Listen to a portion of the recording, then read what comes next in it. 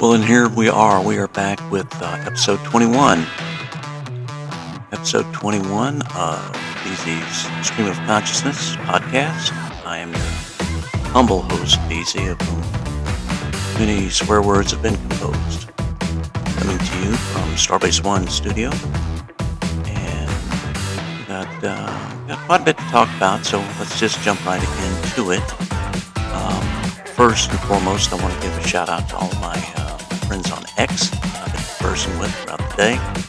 Appreciate y'all keeping me going as I make my runs throughout the day and this evening. So really appreciate all of that and all of you. And please continue to listen and follow. So tomorrow is Friday, so it'll be Top 10 Friday. We didn't do Top 10 last week for various reasons, but we will this week. And I've got a good Top 10 for us, but I won't spoil it tonight. So, and we have story time, and I want to get into that as quickly as we may.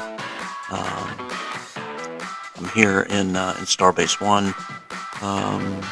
Two of my staff members are out of the office right this second, but Finland's in here with us, so he'll help keep everything squared away. So I'm gonna grab my book, and we're gonna jump right into Cloaks and Barbs. Okay.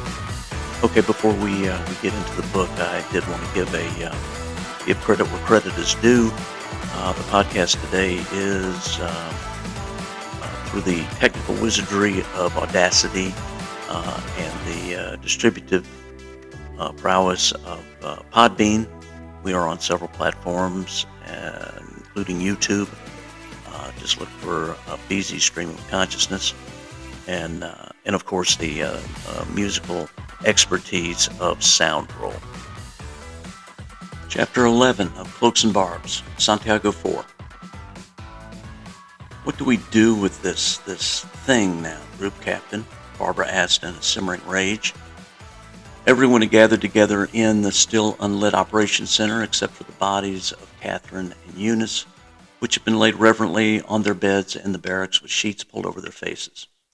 The prophet sat on a chair in a corner, covered by Barbara with the heavy Lanchester submachine gun and Hawthorne with his Webley revolver. No one dared approach the creature to bind its limbs, so the two of them, with the weapons trained on its hideous head. All of the women were visibly upset over the deaths of the two Americans, but the discomfort manifested itself not in tears, but in fear and anger at their prisoner. Those that didn't have paraffin lamps held lit candles, giving the ops center a strange funereal air. "We'll send for the Marines upstairs, lass," said Hawthorne, who had recovered sufficiently from the choking episode to help guard the prophet. "We need to get it out of here and taken someplace where it can be properly incarcerated." "That will do you no good," the prophet retorted without emotion. "Your sentries are all dead, as is the old man." The women stirred and murmured worriedly. "Steady, steady," Hawthorne said. "This creature could be lying. Squadron leader," he addressed Carstairs, "grab that telephone and see if you can ring old Roger." Carstairs tried the telephone on the supervisor's desk, but got no dial tone when she lifted the receiver. She looked at Hawthorne and shook her head. "All of your communications devices are inoperative," the prophet said. "The storm has disabled them just as it did your electronics gear." "We need to send somebody up there to make sure, Group Captain," Barbara said. "I don't believe a word of it." "See for yourself," the prophet said. "I would encourage you to do so quickly, since the structure above us will soon be consumed by fire. The caretaker was cooking when I dispatched him, and I dare say the foodstuffs have burned." "Lieutenant," Hawthorne said, "perhaps you should go up with a couple of the lasses and have a look about. I'll take that Lanchester, if you please. Sorry I asked you to hold it. It's far too heavy. Here, Carstairs, you cover our guest with the Webley. Right. We'll wait down here for your report, Lieutenant." He gestured to the prophet. "Don't worry about this one either. If he so much as twitches, he'll be doing so minus his head. I'm much more than a little anxious to get my own back with him, if you know what I mean. Here, you," he said to the prophet. "Are they more of your kind nosing about?" "I came here alone," it said simply. "That better be the truth," Hawthorne threatened, "or all of your mates will ever find of you as be a gooey spot on the wall over there." "You have nothing to fear from my mates," the prophet said evenly. Yet. I don't like much the sound of that, do I? Carstairs said. Barb, my dear, you might be walking into a trap up there. I'll take that chance, Barbara said as she handed the machine gun to Hawthorne, after which she took the British officer's lamp. Dominique, she said. Vicky, you're with me. Do be careful, lass, Hawthorne said, and send word as quickly as you may. Aye, aye, sir, she said. Desjardins and Hastings followed Barbara out of the ops center and down the hall to the stairs. They began climbing, Barbara in front, then Hastings, and finally Desjardins. The French supervisor was particularly shaken by the deaths of Catherine and Eunice, and she kept whispering to herself in her native tongue as they ascended. There were 4 flights of stairs, and it took them nearly 20 minutes to reach the door to the pantry. They found it slightly ajar, and Barbara paused before opening it completely. Are you girls ready? She asked the others. They nodded jerkily, nervously. Barbara pushed the door open and peered into the kitchen. There, she saw that the prophet's tale was true. There were 2 bodies on the floor and the beginnings of a blaze around the range. The sausages had caught fire in the pan, and the resulting flames had reached the wooden cupboards mounted above the stove. Now they were afire, and the flames were licking at the low wooden ceiling of the kitchen. Ignoring the blaze, Barbara quickly crossed over to the bodies of Prince and Bartlett and felt for pulses. Sans il mort? Desjardins asked as she joined her friend. Barbara looked up at her quizzically. They are dead, she repeated. I'm afraid so, Barbara said angrily. You know, I might just kill that damn prophet myself when we get back down there. Where are the other Marines? Hastings asked as she eyed the fire dubiously. Probably dead somewhere outside, Barbara replied bitterly. Damn, we've got to do something. She looked at the other women and then at the fire. Okay, here's what we do. You 2 head back downstairs and give Hawthorne the score. I'll stay up here and try to get this fire under control. If I can, I'll try to do something with these bodies, too. They deserve better than this. She shrugged her shoulders. He'll probably want somebody to head to the next station or into town to help. I'll go if he wants me to. Roger's old motor is in the barn behind the back garden, Hastings said, and I'll wager that the Marines brought one, too. Barbara shook her head. No. Sergeant Wallace said they will be relieved at dawn by others from their regiment, remember? If I'm going to go, it'll have to be in Roger's car. In any case, you 2 better get moving, and I need to snuff this fire before it spreads. I hate leaving you alone, dearie, Hastings said. This is not good. Il n'est pas bon, Desjardins agreed, nodding. Let us help you. You can help me by doing what I asked, Barbara said. Look, the fire is spreading. We don't have much time. Hastings' face was creased in concern, but she finally turned to go. Desjardins lingered, unable to bring herself to leave. Go on, Dominique, Barbara said as she took dish towels from a drawer and began trying to smother the smaller flames. Au revoir, Mommy, the Frenchwoman said at last as she hurried to the pantry door. In a moment, she was bounding down the stairs trying to catch up with Hastings. With the friends finally gone, Barbara worked feverishly to put out the fire. USS Barb.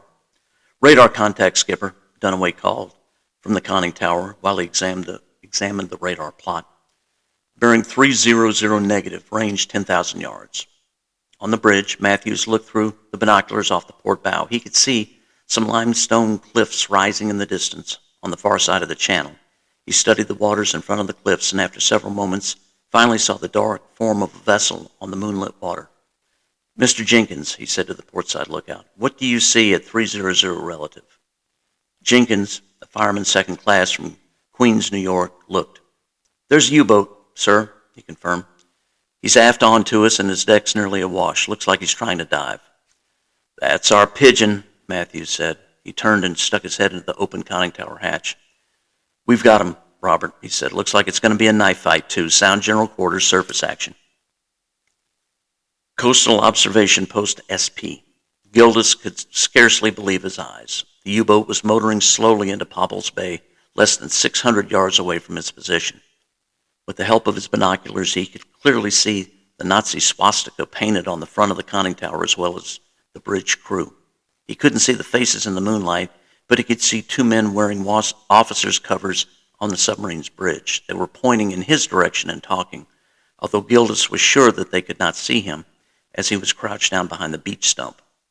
2 seamen stood behind him on the periscope shears looking here and there with their binoculars. He noticed there was also a sailor manning the 20-millimeter gun mount, but it was on the cigarette deck aft of the bridge and was trained aft away from him. There was no crew manning the deck gun on the foredeck. He considered calling his friend Angus McFadden, who was the observer at Pennard Burrows a little over a mile away to his right, since the U-boat was traveling into the bay between them. If he was going to do it, he thought to himself he needed to do it now. Very carefully, he brought his handy-talkie to his lips and thumbed the transmit button. "Angus, me old China," he said in a hoarse whisper. "Do you see what I see?"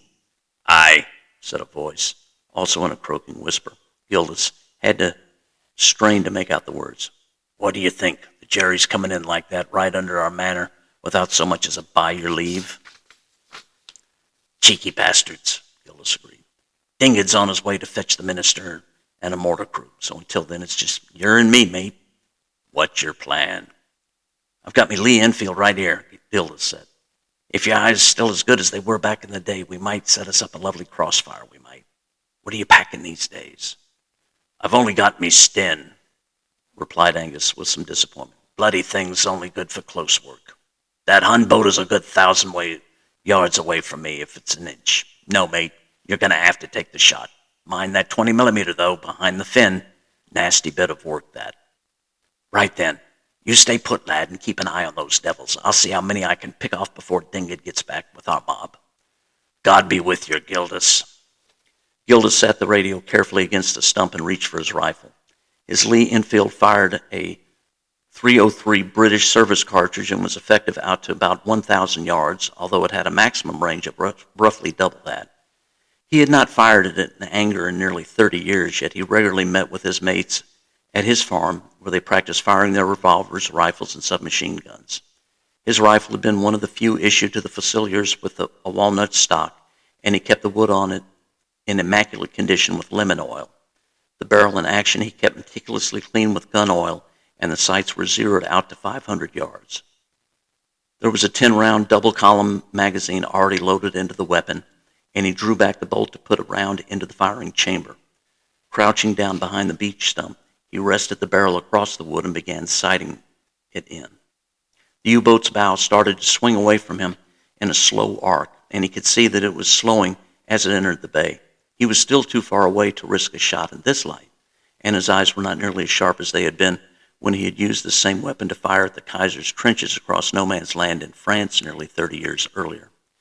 He cursed quietly and waited for his quarry to draw near. U-534. "As soon as we are bow on to the channel, we will dive," Bert said, as the bows of the boat slowly swung around to port.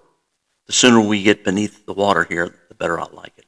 He frowned as he examined the 3 cliffs overlooking the series of little bays that formed his hiding place. "I tell you, Herman, there are Tommies up there right now. I can feel them watching us." Von Kuiper listened gravely. "If they are there, my Capitan, why have they not fired? Why have they allowed us to get this close inshore? They can see that we have a large caliber deck gun, and they can see our 20mm. Why not engage us out in the channel?" "No, sir, I do not believe that we've been seen. In any event, the matter will be moot in a few moments when we're resting comfortably on the bottom with several meters of muddy, noisy water over us."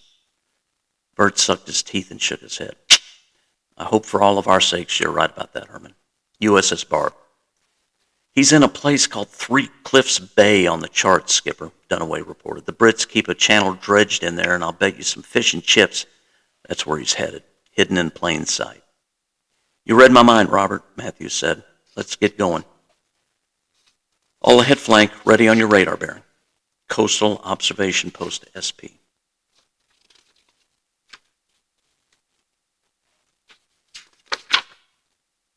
There we go. The U-boat had turned around so its stern was facing towards the beach. The lookouts were climbing down from their perches, and Gildas knew this meant that the boat would be diving. If ever he was going to attempt a long-range shot, now would be the time. He tucked the buttstock firmly against his shoulder and judged the wind and distance as best he could. He brought his sights to rest just above the head of the officer, who kept looking back in his direction. He held his breath and gently squeezed the trigger. U-534. "Get below, Herman," Bert said, "and dive the boat." The lookouts and the 20mm gunner had already scrambled down the hatch, and Von Kuiper bent over to look down into the conning tower. Pop. There was a distant sound like that of a firecracker, and a moment later there came a second sound closer at hand. Clink. The metal plating of the conning tower rang with the sound of something hitting it. Wirtz's training immediately took over. "Snipers!" he shouted and shoved von Kuiper's backside. "Get below, schnell!" The executive officer went headfirst down the hatch. "Damn it!" Gilda swore. In a practice movement, he pulled back the bolt, ejecting the spent brass, and then rammed it forward, loading a fresh one. One officer had disappeared into the submarine, and the other was beginning to descend into the hatch. "Just one left," he said to himself. "Make her count, Gildas." Calmly, he resighted and squeezed the trigger. Pop. Wirtz felt as if a hammer had just hit him in the back, only on the shoulder blade. His right arm immediately went numb, and he felt he had the wind knocked out of him. He cried out and fell down the ladder into the conning tower on top of von Kuiper, pulling the hatch lanyard as he did so. "Secure the hatch," he gasped to one of the duty sailors in the conning tower. "Dive the boat now!" He heard the diving alarm and the whoosh of air being forced out of the ballast tanks. "Are you hurt, mein Kapitän?" said a muffled voice below him. He looked down and realized that he was sitting and bleeding on his first officer. "In the shoulder, Herman," he said, and he moved so that von Kuiper could get to his feet. The executive officer began to tend to the wound, but Wirtz pushed him away. "See to the boat first," he said painfully. His vision was beginning to swim, and he began to feel cold. "The Tommies know we are here, as I feared. Get us back in deep water." "But mein Kapitän," von Kuiper protested, "what of—" "Get my boat out of here, Herman," Wirtz hissed as he leaned against the conning tower bulkhead, grimacing. He slowly slid to the deck until he was sitting in a crimson pool of his own blood. "Engage the electric motors," von Kuiper ordered through tight lips. "All ahead full, steady as she goes." He knelt beside Wirtz. The captain's eyelids were fluttering, and he was licking his dry lips. The color was becoming deathly pale. "Get the corpsman up here," he shouted down into the control room. He ripped Wirtz's tunic off and laid him gently onto the deck on his side. He examined the shoulder wound and stuffed the wadded-up tunic against it while the electric motors spun up to full speed. "Where's that damn corpsman?" he raged. USS Barb. "We have firm coordinates on the guy now," Skipper Dunaway said. "Firm enough to open fire?" Matthews asked. "Yes, sir. We're all dialed in. The gun captain already has the coordinates." Matthews gave one of his trademark maniacal grins. "Very well." He brought the megaphone to his lips and addressed the gun crew on the forward mount. "Commence firing with HE," he called, calling for high explosive shells. "Fire at will on radar coordinates." 2 seconds later, the entire boat shook with a deep boom, and for an instant night turned into day as the forward mount let fly its first shell. U-534. "Who is hurt here?" asked pharmacist mate, First Class Franz Hipper, as he stuck his head into the conning tower. "It's the Captain," said von Kuiper, sitting with the limp, pale form of Wirtz in his arms. "He took a rifle shot in the back." "Mother of God," Hipper said when he saw the blood on the bulkhead and the deck. He hopped up into the cramped conning tower and knelt to examine the captain. Boom! A large explosion close at hand rocked the conning tower, throwing the men against the bulkheads and causing cork insulation to fly. One of the overhead light bulbs exploded and showered the plainsmen with shards of glass. Von Kuiper could hear the sound of high-pressure water being admitted into the control room below, indicative of a hull leak. "Are they depth charges?" Hipper asked in a shaking voice as he tried to look at the captain's ruined shoulder, but his hands were trembling so badly that it was all he could do to simply hold onto Wirtz's arm.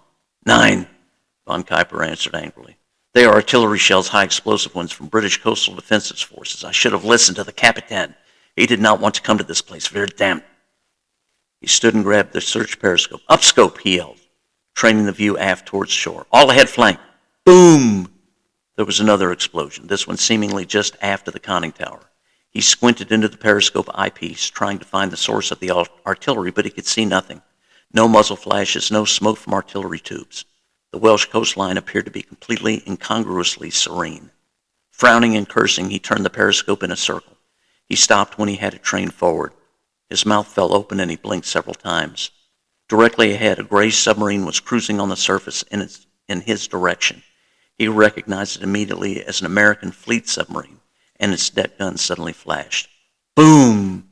A third explosion rocked the U-boat, but it was again aft and did little apparent damage. "Left full rudder," he screamed. "Enemy submarine dead ahead. Forward torpedo room. Make ready all tubes." USS Barb. "Periscope 3 degrees off the port bow," sang out the starboard lookout. Gun crew, check fire, Matthews ordered, silencing the deck run crew. He brought the binoculars to his eyes and searched the calm surface of the bay for oil or wreckage. He saw the bubbling remnants of the 3 shells that Barb's crew had fired, but no other evidence to make him think that he had struck home.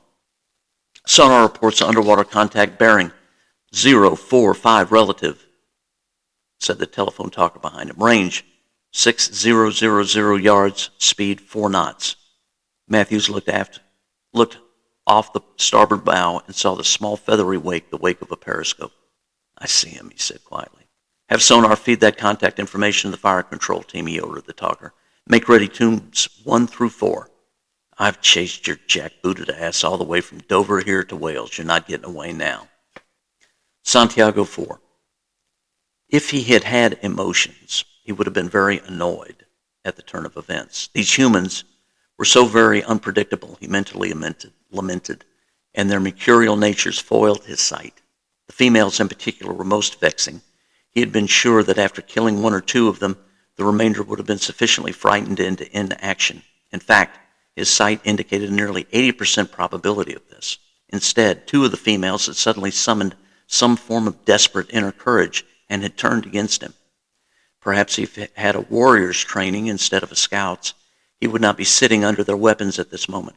Because of this, his individual mission and his race's overall mission were now threatened. Everything hinged on his getting to the northern inland lake in time. Everything. His advance team was waiting on the continent after having foolishly given the belligerent leader their life orbs. Without them, they could do little but advise. However, even now their sight too was clouded. Until they signaled the fleet, there would be no invasion, and they could not signal until he had fulfilled his mission.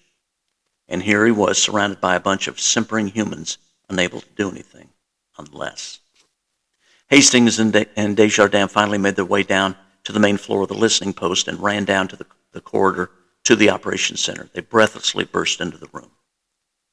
He saw the male leader of the communications team turn to the 2 females enter the room. The female had a hand weapon.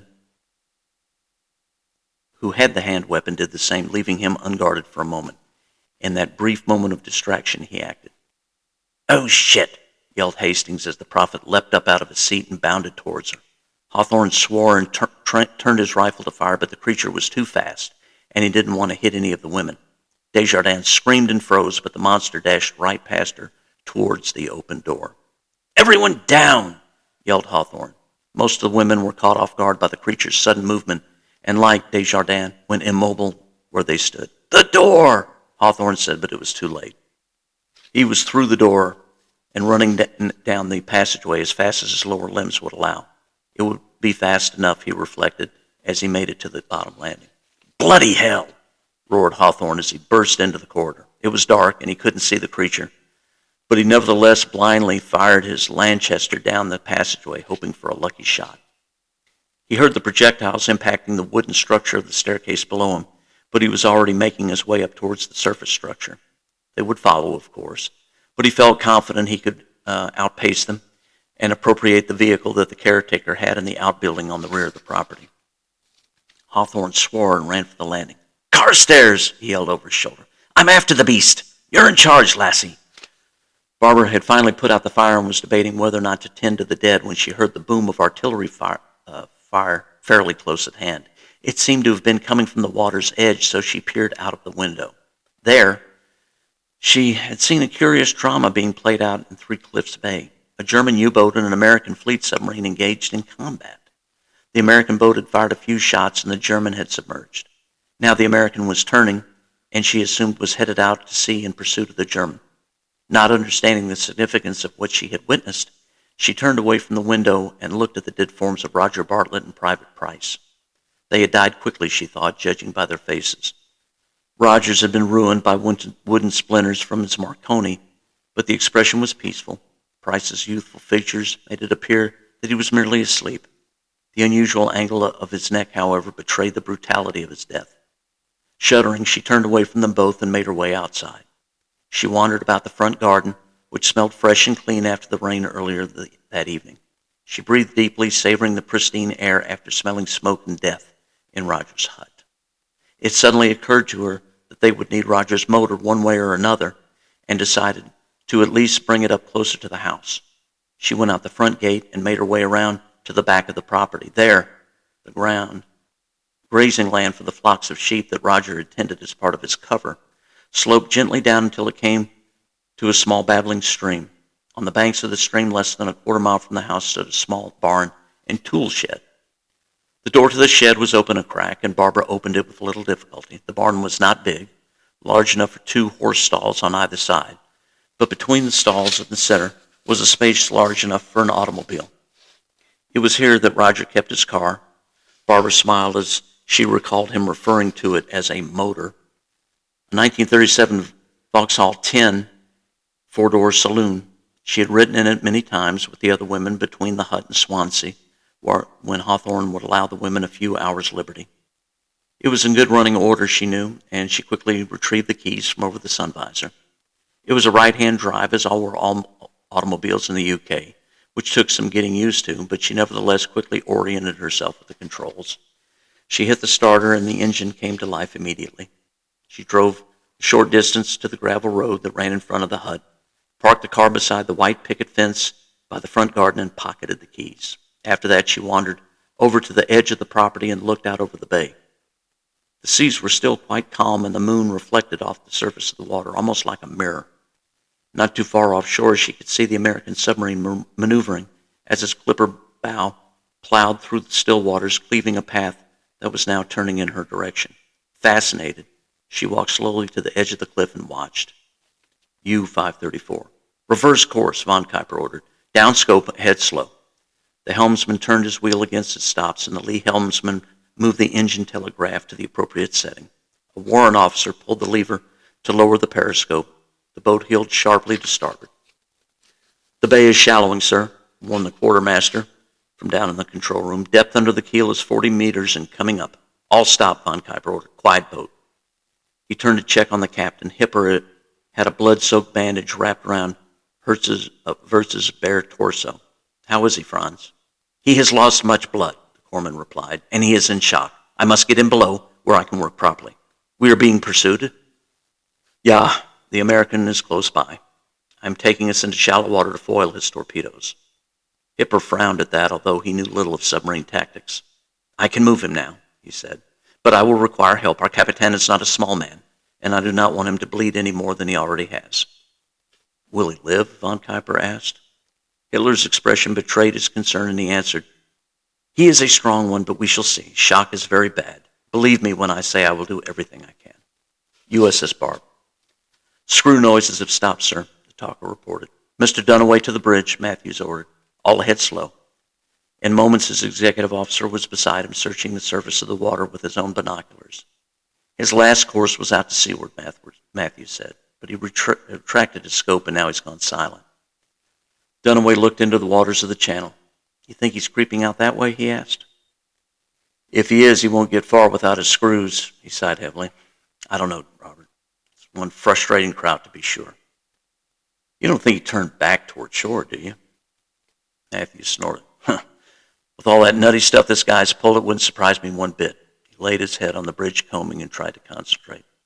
"No," he said at last. "He's right around here somewhere, just waiting for us to screw up. I'm not going to give him that pleasure, not after all he's put me through. Order all stop and let's go silent. Shut everything down and let's make like we're a hole in the water. Pass the word. Anybody who makes any racket goes on report. Have Norris get a contact report off. If the Brits don't already know what's going on in here, they'll need to know, and we're going to need some help, I'm afraid. Post extra lookouts, too, in case he pops scope up. Evading a fish in here will be a bear, but that works both ways." He laid his head back down and closed his eyes.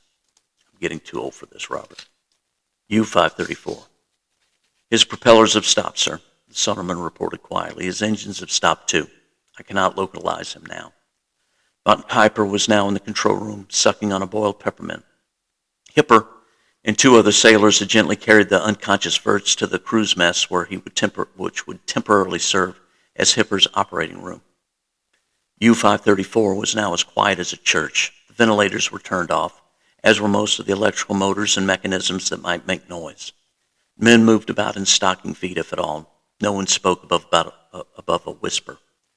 They all knew that any noise at all could be heard by the American sonarmen, which would probably result in their deaths.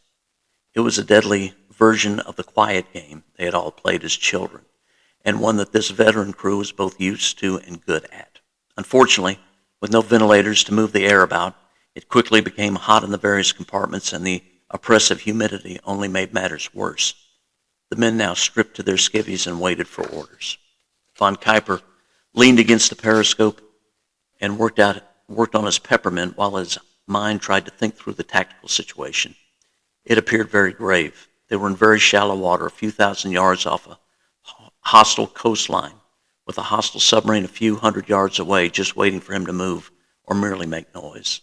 Soon, he knew, the British Coastal Defense Force would be joining the hunt. He would have to make some sort of move prior to that, but he didn't know that. He didn't know what. Again, he silently cursed his recommendation to come to this place and wished for someone off of whom he could bounce ideas. Unfortunately, that person lay fighting for his life in an operating table several feet away. He swallowed the remains of his peppermint and closed his eyes. So this is what command is like. Santiago 4. Barbara saw that the American submarine had cut back her diesels and was sitting nearly motionless and silent on the surface. In the moonlight, she could see two khaki-clad officers on the sub's bridge and two enlisted sailors in blue dungarees standing on the periscope shears. The German sub was nowhere to be seen, and she wondered if the American had sunk it. Why are they just sitting here? A noise from the hut startled her, and she turned to see a tall reddish figure run out of the front door. It had a curious ambling gait, but it was nevertheless moving quite quickly. It was unmistakably the Prophet, and he appeared to be running straight for Bartlett's car. "Oh, great," she said under her breath. "Not you again." She started to wonder how the creature had escaped and what fate might have befallen her comrades in the underground bunker, when another figure appeared in the doorway of the hut. It was Hawthorne, and he was armed with his Lanchester submarine machine gun. Barbara watched transfixed as the Prophet leapt over the gate by the car. Hawthorne raised his weapon to his shoulder and fired a long burst. Several rounds apparently hit their mark as the Prophet tumbled in midair and fell heavily against the side of the car. It slumped against the passenger door and flailed its arms at the handle, but it didn't appear to have the strength to continue. Slowly, it slid down the side of the door until it lay in a heap beside the car. Hawthorne limped through the front garden, opened the gate, and stood over the creature with his Lanchester pointed at its head. Barbara walked back from the cliff and joined him, much to his relief. "Is it dead, sir?" she asked. "Good to see you, Lieutenant," he replied, panting as if he had just run a mile. "I'm not sure if it is, but it caught enough of this 9mm to kill a bloody elephant." "Is everyone all right downstairs?" "Aye. This one got the jump on us and made a run for it, and I followed. Aye, they're all down there, except for Bunker and Reese, no thanks to this one. They were good girls, God rest their souls." The Prophet lay on its side, and Barbara counted 4 small holes in its back. "What the hell is this thing, Group Captain?" she asked quietly. "I wish I knew, lassie, but it looks like the devil's own work it does." Hawthorne pushed it with the toe of his boot, and it stirred. He brought his weapon back up to his shoulder. "Step back," he said. "It might still be able." "I am afraid that soon I will be unable to do anything, Group Captain," it said suddenly. "I commend you on your marksmanship and on your persistence. Your species is quite tenacious." "Here, you," Hawthorne said. "Before I send you right-abouts, maybe you could tell us what the hell you are and where you come from, eh? What's your business here, anyway?" "I wish there were time for that," the Prophet said, "but time is a luxury I no longer have. My mission has failed, apparently, and that will have grave consequences." "Mission?" Barbara asked. "What sort of mission are you talking about? Are you working with the Germans?" "Yes," it said simply. "I knew it!"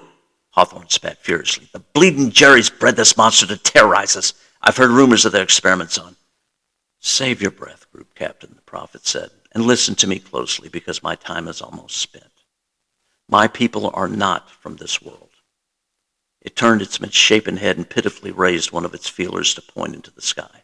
"There," he said, "in the constellation you call Canis Major, our world orbits the one of the binary stars you call Sirius.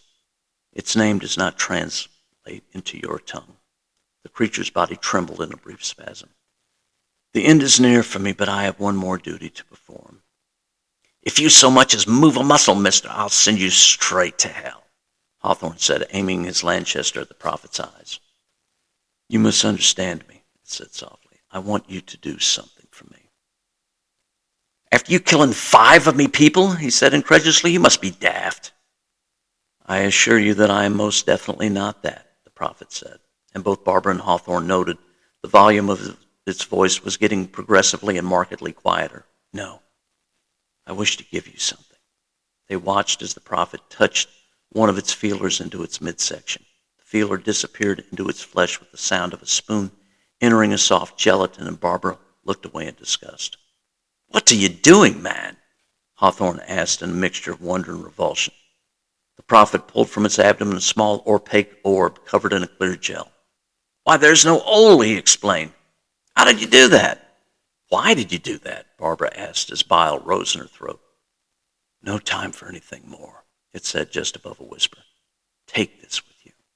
It held the orb out to Hawthorne, who backed away a pace or two.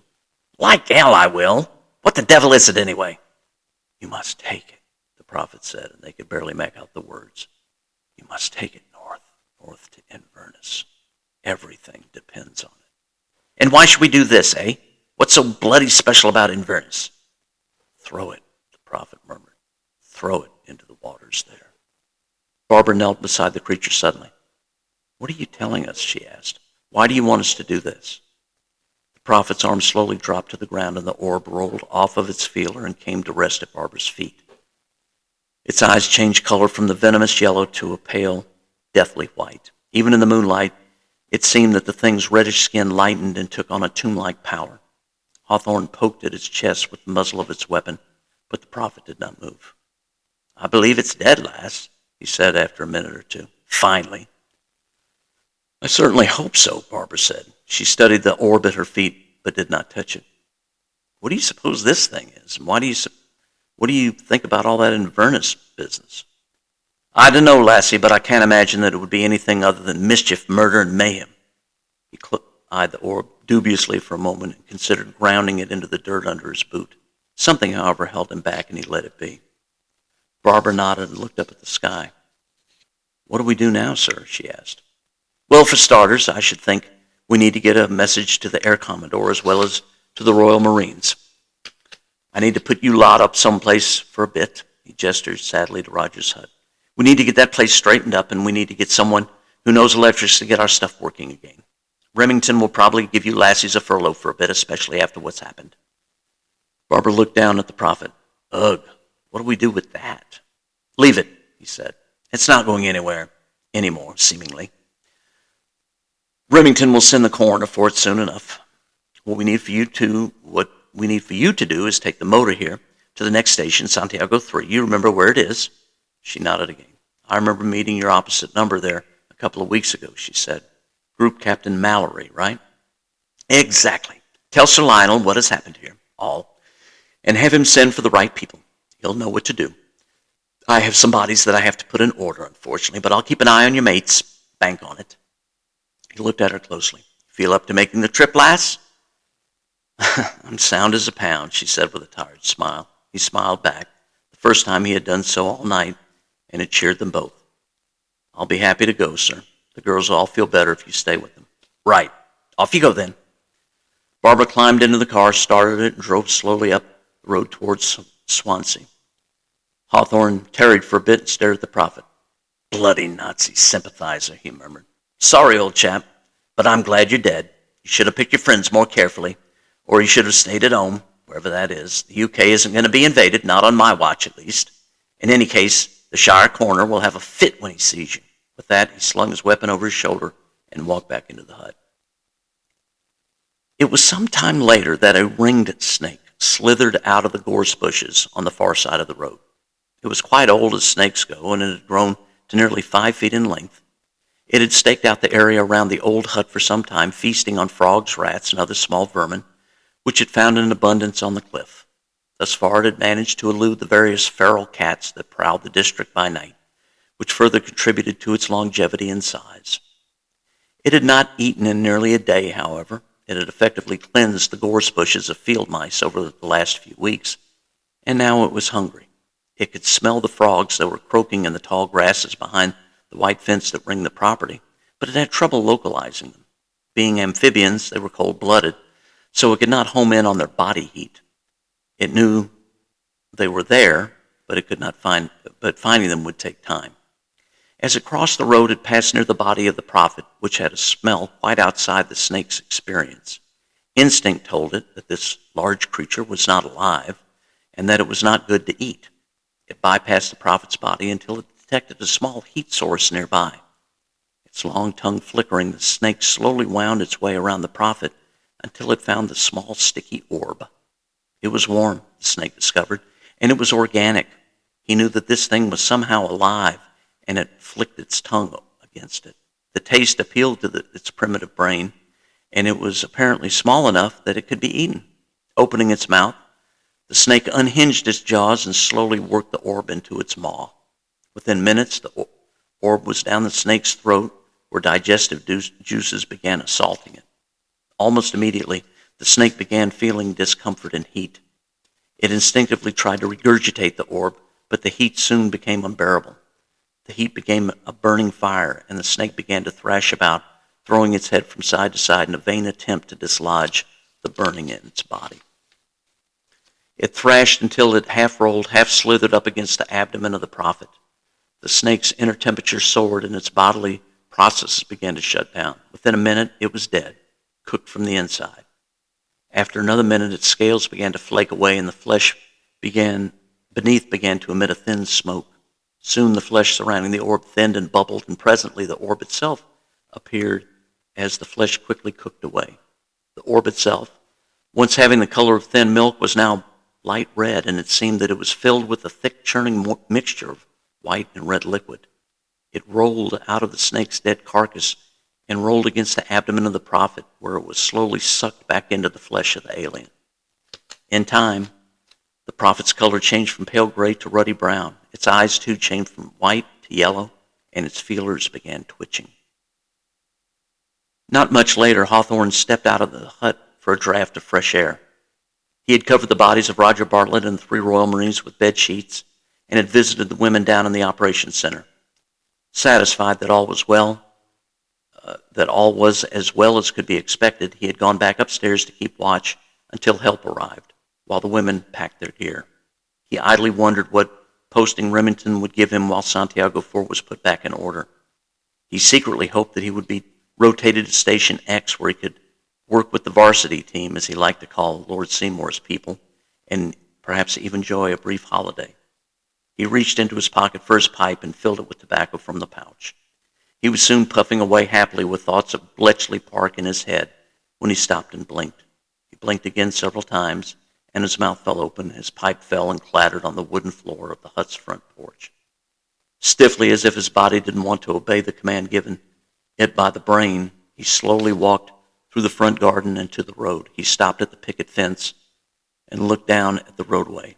Where he had left the body of the prophet, now there was only the partially eviscerated and cooked carcass of a very large snake. God help us all, he said quietly. All right, kids, I think that's it for tonight. We've gone a little long. That was a long chapter, but it was an important one. And yes, it's weird. There's a lot of weird stuff in this book, but you can thank the author for that. So hope you're enjoying it, and I'm going to go ahead and sign off now. So y'all have a good evening. The podcast will be posted on all the usual platforms here momentarily. Be sure to give it a thumbs up and give it a follow if you haven't already done so. And we will see you again tomorrow. And so on behalf of everyone here at Starbase One, wish you a good night and live long and prosper.